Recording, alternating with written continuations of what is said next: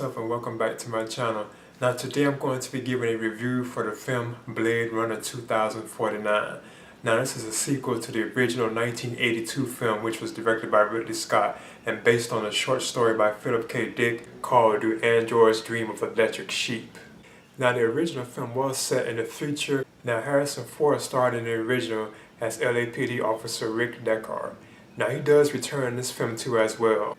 Now this film is set 30 years after the original film and stars Ryan Gosling in the role of K. Now K himself, which is kind of interesting, is actually a replicant himself, and he's actually, after like replicants, he's designed to like retire replicants because like human society in that current era, like in the future, they're against replicas, who are like bioneer, like I guess you could say like androids, with like super strength because they were first created, they do like slave labor. But like the people are against them, humans are kind of against them, they discriminate against them, so they have like these Blade Runners, or these cops known as Blade Runners, who are designed to be sent out and to track down like the replicants and take them out. Well, while hunting down replicants, Ryan Gosling's character is K. He actually finds like a mysterious secret that it was thought at one point impossible, involving I think like replicants and humans. It's kind of hard to follow, but if you really like pay close attention to it, you can kind of get an idea of where it's going, But it turns out like this mystery, this secret is what kind of draws him on a mission to try to find Rick Deckard, who's been missing for like 30 years, nobody don't know what happened to him and so on. So he has to go on a mission to find him. Now that's not really what the movie itself is about. That's part of what the film is about. I guess you could say once it get like halfway in between, it kind of, it leads him to going on to that path, not to spoil it, but that's not really what was going on in the film itself, because you actually have like emotional angles with the character of K himself, like he has like this he has like implanted memories in his brain, because he's a replicant to himself, which is kind of cool, he's not really like human, he's like a replicant like them, but he's actually created to actually pursue them. He becomes a Blade Runner, but he's already a Blade Runner when the movie starts. But at the same time, he has like these like childhood memories and stuff where he was like a boy, but he don't know if they're like for real. He don't know if they really existed, because they put implanted memories in his brain, when they actually made him, supposedly. So they put like implants in him, so he doesn't know if these memories are for real, and they're part of like the big overall plot of the film to itself, which involves like Rick Deckard and so on, This film is directed by Denis Villeneuve. I think that's how you pronounce his last name. I'm sorry if it's not. Now the original was directed by Ridley Scott, but he didn't direct this one. I think he's on board as like a producer or executive producer, if I'm not mistaken. Now the film does have like some interesting like characters in it. Like one of the main characters of the film, and a big part of the film is this character known as Joy, and she's like a holographic like thing, like with like a projector, that K carries around from like on his missions or whenever he's just home, and she's like very, like the technology of the hologram is like awesome, and she's played by Ana de Armas. She actually has like emotional elements to her. She's like his girlfriend, like his wife, you can say, but she's really a hologram, and it does look cool, and that's a big part of the film itself, and an interesting character too as well, You also have Robin Wright in the role of Lieutenant Joshi, and she's actually K's superior. She's the one that sends him like basically his boss, And I thought she was good in her role. She's like aggressive, mean, and everything, so kind of like, like the usual typical, like, I guess you could say female type boss, And she's almost seems like the villain at one point, but she's really just his superior, and she's like a good person, but she still is like aggressive. And I thought she did pretty good in her role too. You also have Jared Leto like in a short role as the manufacturer of the replicants, and he is known as Niander Wallace, and he's actually the antagonist of the film, like the villain of the film. But his role, it wasn't really that large. He's in there, and they actually kind of, not to spoil, they actually kind of leave his role unresolved, like it's not finished, like they're setting up this film for like another sequel, like a follow-up basically.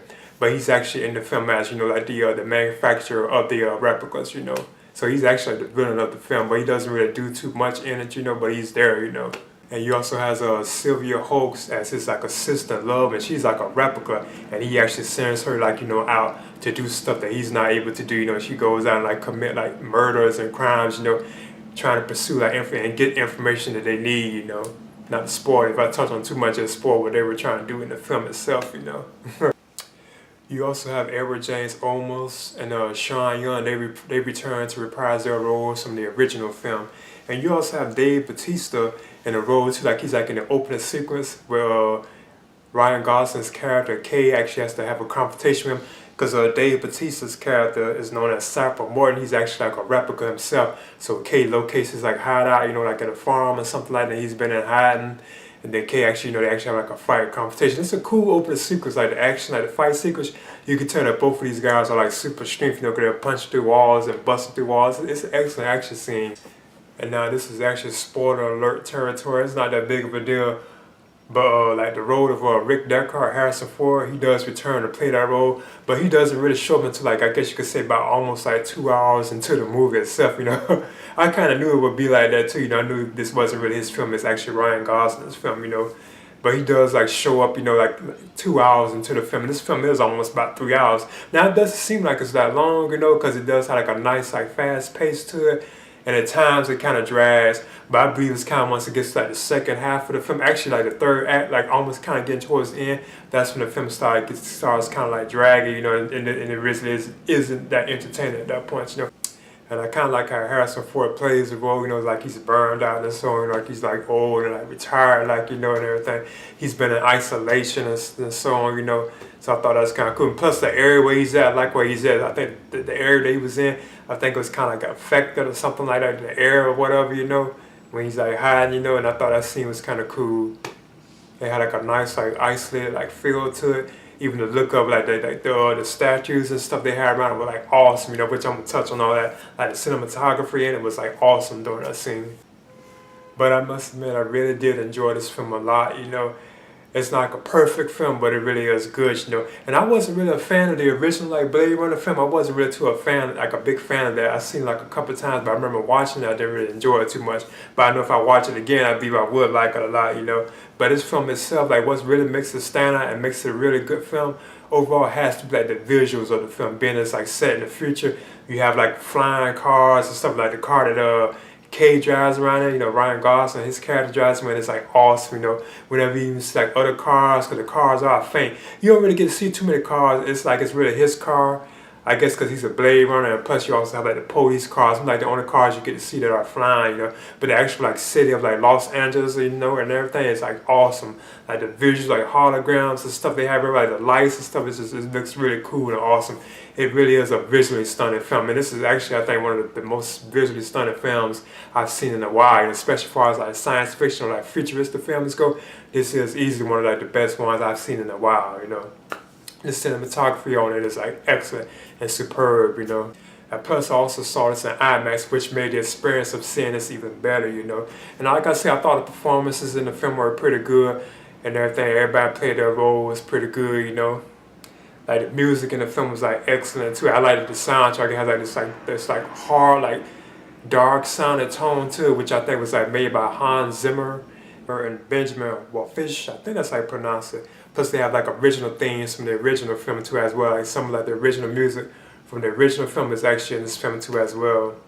But like I said, another thing too that really sets it apart, the future in this film, even though it's like kind of like dystopia now, it didn't really happen what the first one was actually.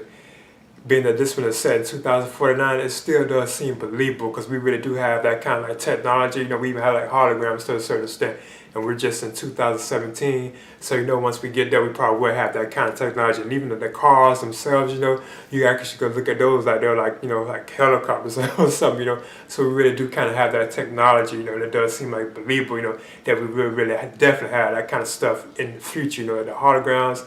Like the Ryan Gosling's character Kay had, the hologram he had, even that could be believable at one point. But I thought this was a really good film, you know. I really enjoyed this, you know. I might even check this out again, you know. But my review for Blade Runner 2049, I'm giving this a B.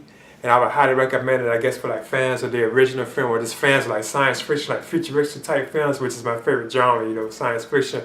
I would definitely recommend it for that crowd. So I'm giving Blade Runner 2049, I'm giving this a B. Please leave a comment and subscribe too as well.